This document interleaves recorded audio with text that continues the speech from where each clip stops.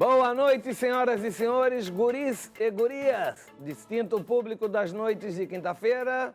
Boa noite, Carol Castro, nossa produtora. Bira, o massagista, nosso diretor de imagens. Eu sou Cacau Menezes, seu criado obrigado. Este é o Conexão ND, esta é a Record News e este é o convidado de hoje, que está aqui ao meu lado e com quem costumo conversar, e não é de hoje também. Esse, eu ouvindo mais do que falando, por exemplo, quando estou ao lado do portátil, do Morvan, dos filhos. Marcos Bayer eu conheço, de velhos carnavais, sempre, desde os tempos do quiosque, quando namorou e se casou com a Denise Richard, outra estrela de primeira grandeza da geração rock surf brotos. Conversamos muito e nosso papo sempre foi sobre jornalismo, política, ecologia, países, pessoas, música, televisão, administração, corrupção, cinema, administração pública, turismo e, fundamentalmente, Floripa. Marcos Bayer nasceu em Joaçaba, no meio oeste, onde viveu 23 dias apenas. E aí fez a primeira viagem de avião recém-nascido e veio parar no litoral. Morou em Floripa em 3 ocasiões, na última em 1974. Veio para ficar, em termos, pois nunca esquentou o banco. Estudou por aí e trabalhou também. Meu amigo, está na hora de você falar porque teu currículo é grande e é melhor irmos por etapa. Joaçaba, Floripa, Estados Unidos, Inglaterra, Espanha, China, Índia, Rússia, Arábia Saudita, Kuwait e Dubai. Que ponte foi essa, brother? Rio de Janeiro também. Boa noite. Boa noite. Em primeiro lugar, obrigado pelo convite e parabéns pela nova casa, né, NDTV, e pelo sucesso que eu sei que tem acontecido pelas inserções diárias tuas na mídia eletrônica. Obrigado. Bom, como é que começou? Começou no dia 23 de setembro de 1957, quando eu nasci. E nasci em Joaçaba, porque meu pai era funcionário do Banco do Brasil e foi removido para lá. E lá conheceu minha mãe, que é uma família italiana de lá, Pedrini, e lá eu nasci. E 23 dias depois ele foi removido para Itajaí, então eu vim para o litoral. O Nelson Pedrini é parente? O Nelson Pedrini é irmão da minha mãe, Terezinha Pedrini.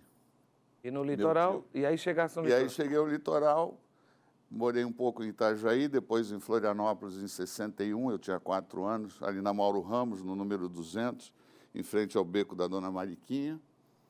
Depois, em 64, meu pai foi para o Rio de Janeiro dirigir a CONTEC, Confederação Nacional dos Trabalhadores da Empresa de Crédito, um órgão que reuniu os sindicatos de todo o Brasil. E aí nós moramos lá de 64 a 69. Quando voltamos para Florianópolis, eu fui morar de novo na Mauro Ramos e fui estudar no Colégio Catarinense. E em 70, 71, fomos para Balneário de Camboriú. Meu pai faleceu num acidente de automóvel nesse ano, de 71, em março. E aí eu fiquei mais um ano em Camboriú, estudando no Salesiano de Itajaí. E em 74 eu pensei, ou eu fico por aqui ou eu vou estudar. E aí eu resolvi estudar em Florianópolis. E aí peguei um ônibus com uma mala de couro e desci na rodoviária de Florianópolis e aluguei um apartamento ali no Brigadeiro Fagundes com outros 3 amigos de Itajaí, os filhos do Dr. Oleomar, cardiologista. E Tijucas? E fui estudar no Colégio de Aplicação da Universidade Federal de Santa Catarina. E Tijucas? Tijucas é minha pátria, porque Tijucas, todas as férias, enquanto meu pai foi vivo, foram passadas em Tijucas, na casa do meu avô, porque a família Bayer é uma família de Tijucas. E formasse em Direito? Aí eu me formei em Direito aqui pela Federal. Uma semana depois eu fui para a Califórnia, para os Estados Unidos, fazer Administração Pública, um mestrado. Aí voltei. Aí comecei a trabalhar. Em 84 eu fui para a Espanha também para estudar administração pública e informática, que estava surgindo naquela época. voltei, trabalhei. Depois, em 92, fui morar na Inglaterra, também para estudar Relações Internacionais. Depois, voltei para cá, trabalhei mais um pouco. Em 94, fui para a Itália, para Roma, para ficar. Não deu certo, posso te contar depois as razões. E aí voltei, comecei a trabalhar, e depois o resto do mundo foi em razão ou de turismo ou de trabalho. No governo do Espiridião Amin, segundo mandato dele, eu fui seu assessor de Relações Internacionais e organizei 12 viagens para inúmeros países durante os 4 anos, para as mais diversas matérias, desde exportação de carne suína até, enfim, exportação de produtos catarinenses em geral, e troca tecnológica da Galícia com as mariculturas daqui, vinho do Chile com a vinicultura daqui, enfim, uma série de coisas. E como eu sempre gostei de me mexer, eu achei que eu era a pessoa certa para o tipo de oportunidade que a vida me deu, né? Eu, quando era ainda menino, eu escutava em Balneário Camboriú, e tu sabe disso porque tu gosta de rádio. Meu pai tinha um rádio Transglobe Filco. Eu tinha 12, 13 anos. E eu botava de noite, eu acho que era em ondas curtas, e escutava The Voice of America, em Washington. A Voz da América. Que falava em português, em espanhol e em inglês. E eu dormia escutando aquele negócio. E eu dizia, meu Deus, se um dia tiver uma televisão a cores, em várias línguas, será que eu vou pegar esse tempo? E, evidentemente, peguei. E, quando eu escutava a Voz da América, eu dizia assim, pô, um dia eu quero conhecer esse tal de mundo. E aí Conhecesse. A vida foi me dando chance de conhecer o tal de mundo. Ô Marcos, hoje nós estamos de luto. Santa Catarina perdeu talvez o seu maior gênio das artes plásticas, grande Rodrigo de Aro, um cara extremamente antenado, informado, talentoso, carinhoso, um cidadão do mundo, um artista do mundo, né? O que representou o Rodrigo? Eu sei que vocês foram bem amigos. Ele foi meu vizinho na época em que eu morei na Lagoa com a Olga. Ele morava no Morro da Igreja e nós morávamos, sei lá, 500 metros adiante, perto da chamada Ponta das Almas. Então, foi um período que convivi muito com ele. Ele ia muito lá em casa, jantar e tal. Ele foi, sem dúvida, um gênio, né? Autodidata. As pinturas dele, gostem ou não gostem, são maravilhosas. Ele sabia história, geografia, mitologia, enfim, um sujeito absolutamente versátil. Nasceu em Paris? Nasceu em Paris, porque o seu Martim, o seu pai... Martim de Aro. De Aro, também pintor, havia ganho do Rio de Janeiro um concurso de artes e tal, e foi estudar com uma bolsa um ano na Academia de Belas Artes de Paris. Então, o Rodrigo já nasceu numa família privilegiada do ponto de vista artístico, o seu Martim muito culto, a Dona Maria também. Morreu de quê? Eu não sei, porque eu soube a notícia vindo para cá. Ele andava doente, né? Já há muito tempo. Ele já esteve internado algumas vezes. E estava a idade também, já não saía muito de casa. Ele está com 80 anos ou mais. 81. Ô, Marcos, na política, seu sonho começa na infância no Rio de Janeiro, é isso? Não? É isso, de uma maneira engraçada. Quando nós fomos para lá em 64, a minha professora, Mara Barbosa Tavares, que é viva até hoje, e para quem eu vou mandar essa gravação, ela me disse que eu cheguei na escola e organizei 2 partidos, um verde e um amarelo, com bandeirinhas pela escola pública em Copacabana, Dr. Costa Barcelos. E que eu gostava de mexer nesse tipo de coisa. Então, acho que começou por ali. E depois, na família, pelos 2 lados, Pedrinho e Bayer, tem políticos, né? Deputados, secretário de Estado, enfim. E depois que eu fiquei órfão, me interessei mais ainda por isso, né? Porque o que eu vou fazer da vida, né? Quando a gente perde o pai na adolescência, a gente começa a fazer a pergunta precocemente, né? O que eu vou fazer na vida? Como é que eu vou ganhar a vida? Que é uma pergunta que a gente vai fazer lá na universidade, no final dela. Eu fiz aos 13 anos. E aí achei que a política pudesse ser um caminho.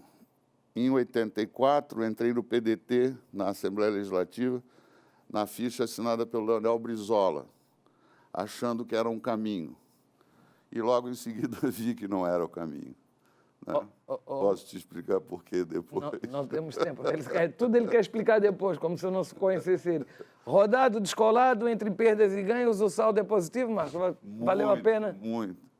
Pô, eu fiz o que todo mundo diz que tem que fazer. Eu plantei flores buganvílias na Lagoa da Conceição, garapuvus, plantei muito em Urubici, pera, figo. 2 filhos? 2 filhos, 3. Quantos livros? Escrevi 3 livros e o 4º ajudei a organizar, e há um 5º pronto para sair. Escrevi inúmeros artigos, me relacionei com mulheres fantásticas, vivi um grande amor na vida. Tenho 2 filhos, mais a Fraia, que é a terceira, Tarsila, Gustavo. Tenho 3 netos, o Yuri, o Lars e o Eric. Não falta mais nada. Você assessorou 2 governadores, 1 senador, 2 deputados federais. E aí, quais foram esses políticos que te aturaram e vice-versa? E o que você fez com eles e para eles? O primeiro foi de governador, o Cacildo Maldânia, que faleceu recentemente, que era um sujeito muito espirituoso, muito inteligente e que dava muito espaço para fazer coisas, né? Fiz uma viagem ao mundo com o Cacildo em 17 dias, sobretudo no Japão 5, para tentar negociar a dívida externa catarinense na época. Com o Espiridião Amin, tive uma atividade mais intensa, né? O Espiridião, vivo ainda e bem vivo, é um sujeito muito mais dinâmico, mais antenado, muito culto e tal. Tive uma oportunidade de trabalhar na área internacional muito grande com ele. No Senado, fiquei com o senador Ivan Bonato por um tempo, porque o doutor Jorge Bornhausen assumiu o Ministério da Educação no governo Sarney, e o Bonato era o suplente, e eu já tinha trabalhado na TV Barriga Verde, que era né, da família Brandalize, é ainda, e já tinha trabalhado na Perdigão, então o doutor Ivan Bonato me convidou e eu trabalhei no Senado um pouco com ele. E disse, acho que chega, não quero mais. E o Luiz Henrique? E com o Luiz Henrique, ele era primeiro secretário da Câmara, no PMDB. Ele queria ser governador de Santa Catarina na eleição de 90. Me convidou em setembro de 89 para fazer um projeto que eu chamei de Santa Catarina no século XXI, como deveria ser Santa Catarina no século XXI. E aí, por razões diversas, o Pedro Ivo morreu em fevereiro daquele ano, o Vedequim foi para o PDT, o Dirceu Carneiro para o PSDB, o Cacildo ficou de governador e o Luiz Henrique resolveu não se candidatar e se candidatou ao Paulo Afonso. E aí a minha relação com o Luiz Henrique terminou ali, de uma maneira até desagradável, que não vem ao caso. E trabalhei com o primeiro secretário, líder do PMDB na Câmara, Genebaldo Correia, de Santo Amaro da Purificação, na Bahia, que foi uma experiência muito interessante, embora, depois que eu tivesse saído, soube que ele era um dos 7 anões da Comissão do Orçamento. João Alves. E agora o que tu está fazendo? Bom, agora eu divido o meu tempo um pouco aqui em Florianópolis, um pouco em Urubici, faço uma assessoria para o governador, hoje senador Espiridião Amin, e nas minhas coisas pessoais, leio muito, escrevo, durmo muito pouco, então estou sempre ocupado. Construiu... Um pouco como o senador Alcides Ferreira, um desocupado, muito ocupado. Saudosa memória. Faz falta, né? Aquela turma do Senadinho muito, faz muito. falta, né? A turma que ia para a Praça 15 de terno.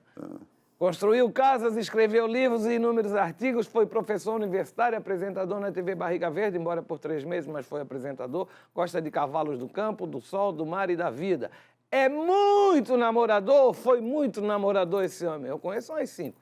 Tua primeira mulher foi a Denise Richard e o casamento de vocês foi na igrejinha da Lagoa com os convidados mais lindos do mundo. Não foi na igrejinha? Não. Mas foi... tem uma foto de vocês na igrejinha. É, pode ser. Que foi capa do Beto Foi capa Sadi. do teu jornal também. Isso. E os convidados mais lindos do mundo, que era o Beautiful People aqui daquela época de Floripa, a turma do quiosque. Pode falar do casamento e da separação, Marcos? O casamento, para dizer numa palavra, foi com flores nos cabelos de todas as mulheres e moças que apareceram. Onde é que foi o casamento? Foi em outubro de 77. Não, aonde? Não foi na igreja? Foi na igreja aqui do Aqui Colégio das Freiras. Tá. Você namorou e... E aí a gente namorou, casou, logo em seguida o Gustavo nasceu. E como tudo começa, tem um meio e termina. E 4 anos depois havia terminado. Vocês formavam um casal bem top, né? Bem na moda, assim. Muita coluna, né? Não a Denise sei. era meio louquinha, tu... A Denise era mais Mais que tu? vanguarda do que eu. Você Eu sempre fui mais conservador. Você namorou e morou com muitas amigas minhas. Consegue lembrar de algumas? De todas? Eu sempre fui mais Tancredo Neves e menos Fernando Gabeira. Ah, pensei que era menos Fernando Henrique Cardoso. Vamos enumerar? Não, isso só faz parte do Porque passado. tu tem uma situação na tua vida que tu foi morar com uma mulher que era casada e foi um grande amor que tu disse que foi... Esse que tu falou no começo foi o maior amor da tua vida? Foi o grande encontro da minha vida, né? Com a Olga. Olga Olga Lins. Maria Carvalho Luz. Luz. Ela é Luz, né? Lins é o marido dela. O sangue dela é Luz. Ela é irmã do Felipe, que morreu há pouco. Felipe, Da Sadia. da Sadia. Vocês foram morar em Vênice. Fomos morar em Vênice, na Califórnia, durante 1 ano e meio, enquanto eu estudava. Ela foi de mulher do estudante Era uma mulher maravilhosa. e viveu como estudante. Era uma mulher muito linda, muito... E foi Maravilhosa. uma pessoa mais importante na minha vida do ponto de vista de relacionamento, sobre todos os aspectos. E parou por quê? E foi um grande... Durou 18 anos e e até hoje nos falamos, não pessoalmente por causa da pandemia, mas por telefone. Foi um grande encontro de vontades, de toques, de ideias, de possibilidades. E por isso aconteceu. E atualmente tu tá com quem? Atualmente eu estou vagando. Eu me lembro que tu também namorou a Roqueires. Por um tempo, 4 anos. O Rui Borba não, né? Não. Grande amigo. Nunca namoraste, né? Até se meter na confusão na confusão que ele se meteu. Quem eram outros? A Rô, a Olga... A Rô eu namorei depois que me separei da Tá, Rô. não quero falar os nomes, mas foram várias. Atualmente estás sozinho? A história há de registrar, se for interessante. E atualmente? Eu atualmente ando vagando. Tá, já respondi. E como está sendo morar na solidão no sul da ilha e sozinho, cara? Como é que você está conseguindo sobreviver lá no... É bom, por um lado, muito bom, porque eu faço o que eu quero, a hora que eu quero, durmo quando quero. E, por outro lado, tem hora que tu quer alguém para conversar, para interagir, né? Mas, pelas experiências que eu tive conjugais, vamos dizer assim, formais ou não, só vale a pena tu estar com alguém quando esse alguém te dá tanto quanto recebe de ti, quer dizer, ou é uma possibilidade de uma troca muito intensa, sob todos os aspectos, ou então não vale a pena, fica uma coisa muito...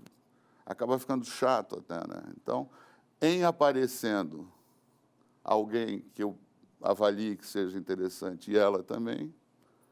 Antes do nosso único intervalo, do dia que esse programa tem 2 tempos, é que nem futebol, eu quero saber sobre política, que é o teu prato preferido. Como está o Brasil em relação ao Brasil de outras épocas e ao mundo, com essa disputa sanguinária aí entre direita e esquerda pelo poder? A esquerda não aceita a alternância desse poder e grita com o apoio da mídia fora Bolsonaro, mas quer agora, antes das eleições do ano que vem, um golpe, derrubar esse cara, porque na eleição do ano que vem pode ficar mais 4 anos nesse sofrimento. Vamos fazer um intervalo comercial e tu responde sobre o Brasil de hoje. Tá bom. Já voltamos.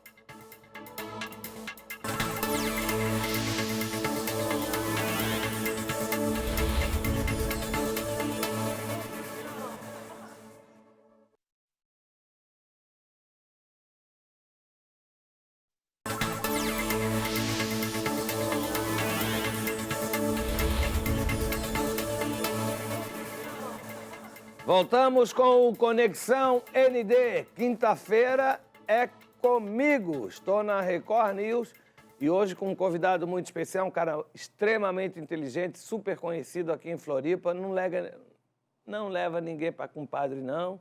Diz o que quer, não tem rabo preso, costuma meter sarrafo nos seus textos publicados aí pelos blogs dos amigos. Sabe o que fala. Não foge da raia.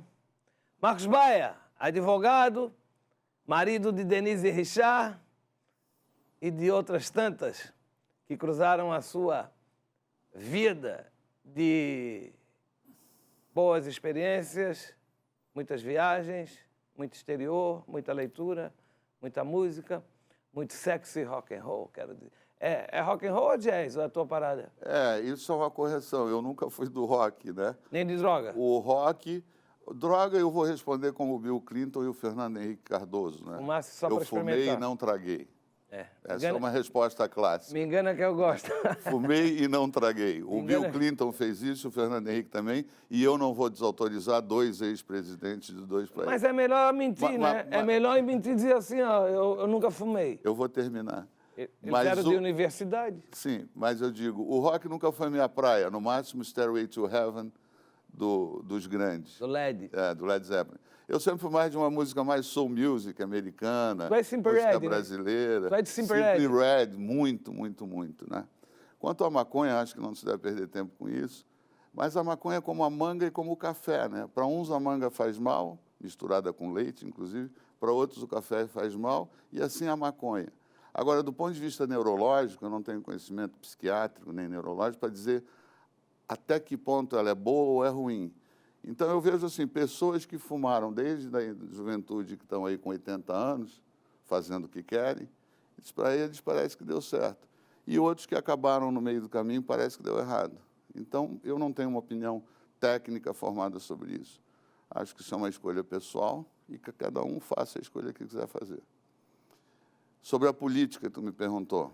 Eu te perguntei sobre a política porque antes do intervalo eu estava falando desse Brasil dividido, essa guerra entre direita e esquerda, que Brasil é esse, Bolsonaro, Lula, Globo, STF, meu Deus do céu, Covid. Então, eu acho o seguinte, o Brasil está vivendo um momento dual, dicotomia, né? É o Lula que é bom ou é o Bolsonaro que é o bom? Quando o Lula se elegeu, ele se elegeu em nome de uma ressurreição e de uma restauração, e por isso chegou a 85% de aceitação. E depois deu no que deu. Cada um tem o seu julgamento. O Bolsonaro também se elegeu em nome de uma ressurreição, de uma restauração. E está dando o que está dando. Eu não vou entrar em detalhes porque... O que é que está dando? Está dando uma série de complicações no contrato de compra dessa Coronavix. Isso aí não tem nada a ver com o presidente, com o governo. O governo tem 800 mil funcionários. Quantos corruptos ainda vão ficar lá para o resto da vida? Nos Estados Unidos tem no funcionário mundo inteiro, corrupto. Tem no mundo inteiro. Isso aí não tem nada a ver. Tem na China. Ele moralizou, ele é do exército, ele está falando a linguagem do povo. Se esse cara falhar em alguma coisa, ele vai se suicidar ou vai ser morto e não vai ser perdoado. Porque foi como a eleição do Lula. O povo foi com Lula e tirou a oligarquia, aquelas paradas lá da elite, certo? Aquela coisa do discurso de proletariado, de sindicalista, de povo. Vai mudar. Traiu esse povo, cara. Dava R$80 no Bolsa Família e dava 80 milhões de dólares para o filho. Então, porra. Não, eu não estou dizendo nada contra o que você está dizendo. Isso aí ainda não caracteriza corrupção nenhuma. Eu estou dizendo que os dois se levantaram em nome de uma restauração, de uma ressurreição, e os dois, um teve já alguns problemas e esse, na minha visão, está tendo. Mas acho que isso cada um tem o seu julgamento. São duas pessoas carismáticas, mas que levam o Brasil para uma situação que não interessa. Ou é A ou é B, e B não presta porque A presta. Você vê solução nisso? Tem como mudar esse quadro aí, Eu não sei se surgirá uma terceira ou quarta pessoa no confronto. O Jorge Bornoz diz que sim. E ele deve ter informações. O Ciro Gomes, eu vejo que já 3 vezes tentou e está tentando a quarta vez. Que é o teu candidato. Eu acho um sujeito preparado e até que me prove em contrário, fala demais às vezes. E não fala inglês? E não fala inglês, embora diga que tem. Ele foi a Harvard para estudar com Mangabeira Unger e aprendeu, que é um sujeito muito qualificado. Mas o inglês dele, eu assisti esses dias no YouTube uma palestra dele na Dinamarca, na Suécia. Ele diz hello, goodbye e vamos falar em português que é mais fácil. O meu é bye bye, shalom e demais. Mas sobre a política, o que tem que acontecer é cada vez mais gente interessada nela, porque se as pessoas que se consideram preparadas saem, deixa o espaço para os desavisados, né? Para os amadores. Por exemplo, Santa Catarina, que teve governadores de primeiro nível, como o doutor Antônio Carlos Conde Reis. Os desavisados e os desafinados, lembrando João Gilberto. O Hercílio Luz, um grande governador, posso citar outros. O último foi o Colombo Salles. é um desavisado. Espiridião Amin também foi. Esse é um desavisado. Jorge Bonotti foi um bom governador. Foi um bom governador, Espiridião foi. Mas eu não posso dizer o mesmo daquele governador de bigode das letras, aquele que atrasou 3 vezes a folha de salário. Não posso dizer do Raimundo, que tu citaste agora, que depois de 2 anos no governo disse que ainda estava aprendendo sobre a máquina, isso está nos jornais. E o Moisés? E não posso dizer muita coisa do Moisés também, por razões que nem a minha respiração permitem. Ninguém pode, também porque ninguém viu ainda nada, né? A não ser uma coisa... E nem as minhas 33 batidas no coração. E parece que está bem para se reeleger, hein? Aí o que tu acha disso? Não, é muito cedo para dizer isso. Muito cedo. Ô, Marcos... Agora, só para terminar, o que eu acho é que pessoas, e aí queria fazer uma propaganda sem que tenham me pedido, evidentemente, por exemplo, o Marcelo Petrelli, que eu não conheço pessoalmente, que é o diretor-presidente, enfim, daqui da casa, é um sujeito que eu vejo, pelo que eu leio nos jornais, que tem agilidade, tem mobilidade. Um sujeito desse devia ir para a política. Tu sabe que já me fala... É melhor ter um cara como esse como governador do que ter um babão que aparece de vez em quando. E Santa Catarina não pode, não merece gente que não esteja à sua altura ou acima delas. Tu não és o primeiro que me fala no Marcelo, cara, com essa ideia de lançar Marcelo candidato ao governo. O Nelsinho Alves, lá, o irmão do Bicudo, que era do Banco do Brasil, mora lá no norte da ilha, está enlouquecido com essa ideia. Até já passei para Marcelo ri. Acho que Marcelo não vai querer isso. Se ele está rindo é porque ele está gostando, senão ele teria chorado. É uma honra tu ser lembrado como um candidato ao governo, que é o maior posto político do Estado. Agora, eu acho que não tem muito a ver com ele, não. E eu quero te dizer, aproveitando, porque agora dá para fazer propaganda eleitoral, se o governador, senador Espiridião Amin não for candidato pelo partido PP, eu vou apresentar meu nome para o governo. Tu? Vou. Para quê? Para o cargo de governador. Mas o que tu quer com isso? Trabalhar. Mas tu não vai ganhar? Bom, se eu vou ganhar, isso só depende do eleitor. Tu acha, é o único que pode me Tu confia no teu poder, na tua inteligência e no poder de sedução de convencer o eleitor que tu é o cara? Eu confio no acaso, né? Ei, Beaco Vieira, pirou? Eu confio no acaso. Tens grana para a campanha? Esse Moisés, o coronel aposentado, reformado da PM, sabia que ia se eleger governador? Sabia. Não sabia, mas quem elegeu ele foi Bolsonaro. Bom. Então, Marcos, Então a gente está dizendo agora o que interessa. São outras forças que te elegem ou não te elegem. Eu vou colocar meu nome à disposição. Se quiserem, eu estou pronto. Se não quiserem, é porque não querem. Eu já vou te dar a resposta. Não perca teu tempo. Eles não vão querer. É possível. Eu tento entender o que foi aquela nossa geração do quiosque nos anos 70, cara.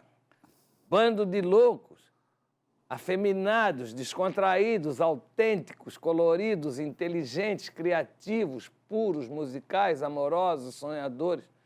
Uma geração sem preconceito, que aceitava tudo, menos a caretice.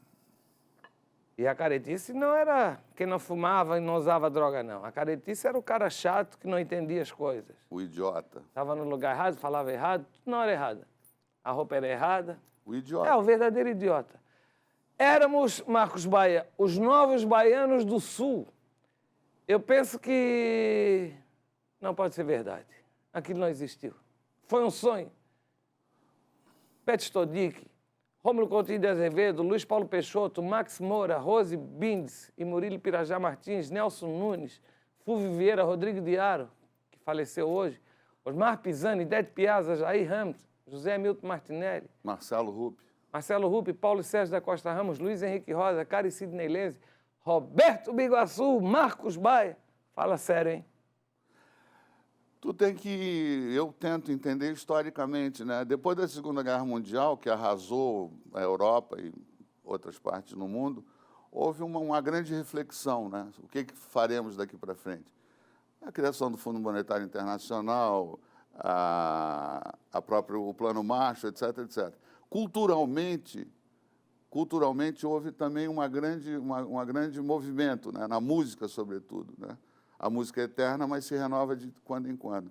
Então, na Inglaterra, nos anos 50, 60, quando aparecem os Beatles, o Elvis Presley lá nos Estados Unidos, a mini saia da Mary Quant, a pílula anticoncepcional, isso tudo cria a Revolução de 68 de maio. O topless da Brigitte Bardot. A barriga da nossa...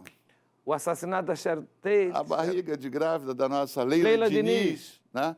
Isso tudo criou um caldo cultural que desabrochou no que se chamou no Brasil de Tropicália, e na Europa de uma outra coisa, e na América de uma outra coisa. Mas foram movimentos simultâneos e interconectados, né? Que é o movimento Flower Power, que é a revolução na música, no cinema, né? Muita gente surgiu nessa época no cinema para renovar o cinema. Então, eu acho que no século XX, a melhor juventude, graças a Deus, foi a nossa. Os que nascemos no pós-guerra, eu nasci em 57, tu 55. Mas aqui em Floripa tinha um grupo bem diferenciado, né? Esse grupo de Floripa estava, de certo, conectado nesses pontos no mundo e fez a sua parte, né? Houve um levante, entre aspas, num momento histórico. Que depois ficou chato ver esse negócio de punk, de dark, de não sei o quê, de argola não sei aonde. Punk foi baixaria. Aí já veio a... aí veio a porcariada toda, né? A gente pegou a onda, surfou, e aí... Esqueci do Décio Madeira Neves. Também. De um nome nesse... Bom, Décio. esqueci um monte de nome. Não, claro, falta aí 30. 30 mil. O Tadeu, do Banco do Brasil. Marcelo Ramos, Celcinho Ramos.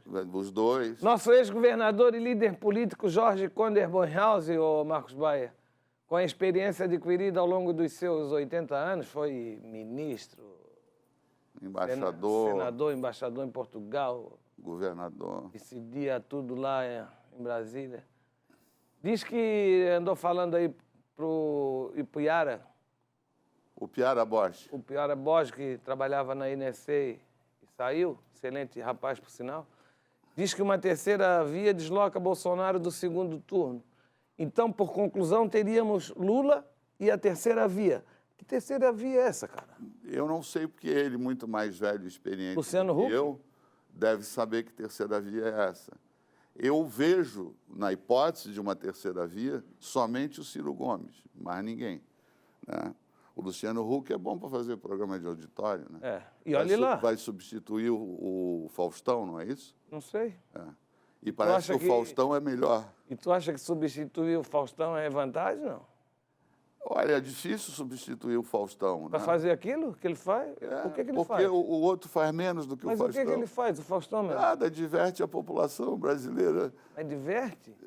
Quem não tem o que fazer e está de saco cheio fica em casa assistindo aquilo. Quem divertia na televisão a população brasileira era o Ronald Golias. Muito. O Chico Anísio. O Chico Anísio, o gênio. Para mim, mais genial que o Chaplin. Quem? O Costinha? Não, o Chico Anísio. O Chaplin criou um personagem, foi diretor, foi produtor de música, foi ator, foi, enfim, gênio. Mas o Chico criou 197 tipos, um diferente do outro. Isso precisa ter uma capacidade incomensurável. Ô, Marco, tu já notou que antigamente, não tão antigamente assim, para falar de política, o cara tinha que ter cabelo branco e usar terno, ou se não tivesse cabelo branco, tinha que usar terno. Sérgio Lopes, Moacir Pereira, Paulo da Costa Ramos, não é? O Zigueli. A nível nacional, Castelinho, quem mais aí? Tinha uma turma... Tinha vários. Vários. Até que o Clóvis Rossi da Folha começou a dizer que não precisava botar a gravata, que podia falar. E hoje, agora, a partir da eleição do Bolsonaro, a gente está vendo uma nova geração aí com menos de 30 anos dando um banho no... Me parece tu falando de política. Esse menino da CNN, como é o nome dele? Tem o Caio, tem o Constantino, tem uma porção de nego aí que está...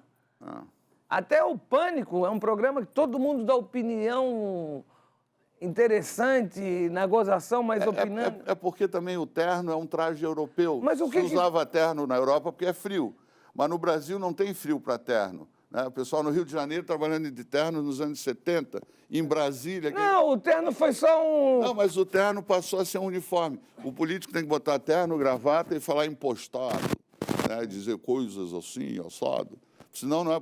Até que se desconstruiu isso. O Gabeira, nesse sentido, ajudou a desconstruir. E vários outros que vieram. Não, então, mulheres eu quero saber o seguinte, houve uma evolução, então, essa gurizada falando de política hoje fala melhor do que antes? Eu não sei se evolução ou involução, mas uma modificação com certeza. Vários políticos que vieram de uns tempos para cá, mulheres principalmente, ajudaram a desconstruir esse negócio. Quem é o cara do Brasil hoje, Marcos? Não tem. Nem o Neymar. No futebol é. Mas não perguntei no futebol, não. Mas fora o futebol? É no geral. Pois é, nem o Neymar para mim. Poderia ser candidato à presidência da República. Não sei. Dória, Huck, não, esses caras não servem. Eu acho o Ciro se tiver espaço. Mas tu é Ciro. O Ciro também já teve, é muito doido. Eu acho ele meio maluco, assim, meio parecido contigo, cara. Bom, Vocês vão do céu ao inferno numa hora. O mundo não seria o mundo sem a virtude dos doidos. Eu sei. Graças a Deus eu fui não um doido. Seria uma chatice desgraçada. Maluco, beleza, Raul Seixas. Seria uma chatice insuportável. E Floripa, cara? Floripa está bem sobre um aspecto, né?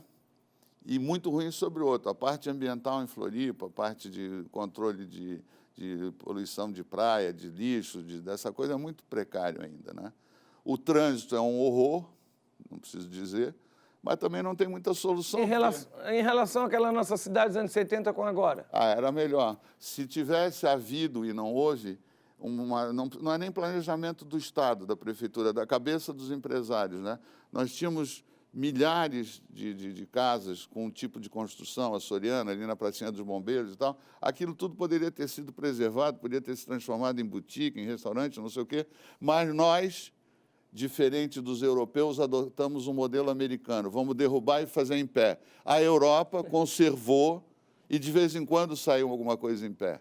Quem vai a Nova York ou os Estados Unidos vai à Europa vê que é uma diferença brutal. Ô, Marco, nosso tempo acabou, mas eu não posso deixar de fazer essa pergunta, até porque tu me permitiu, tu me deixou fazer essa pergunta. Tu era um cara boa pinta, tu és um cara boa pinta, um cara novo, sempre fosse desejado, um símbolo sexual, e de repente eu te vejo assim, lá Marlon Brando.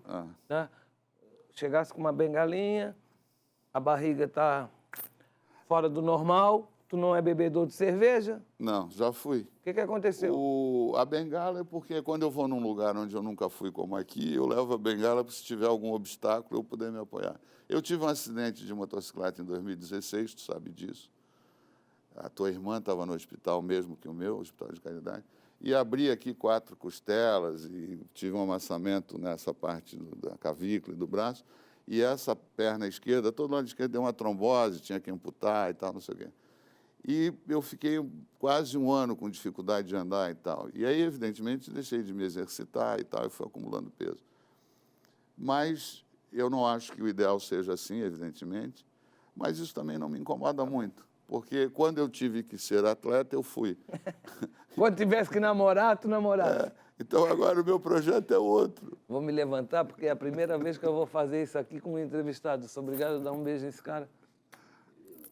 Vocês não têm ideia, eu fico até emocionado, porque a importância que esse cara teve na minha vida, que ele me ensinou, nas horas críticas, sempre estava ao meu lado.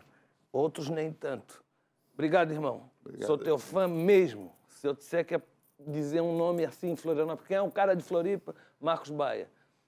Tchau. Semana que vem tem mais. Rodrigo Diado, descansa em paz, querido. Missão cumprida. Fosse também outro gênio, desse um banho. Monstro. Tchau.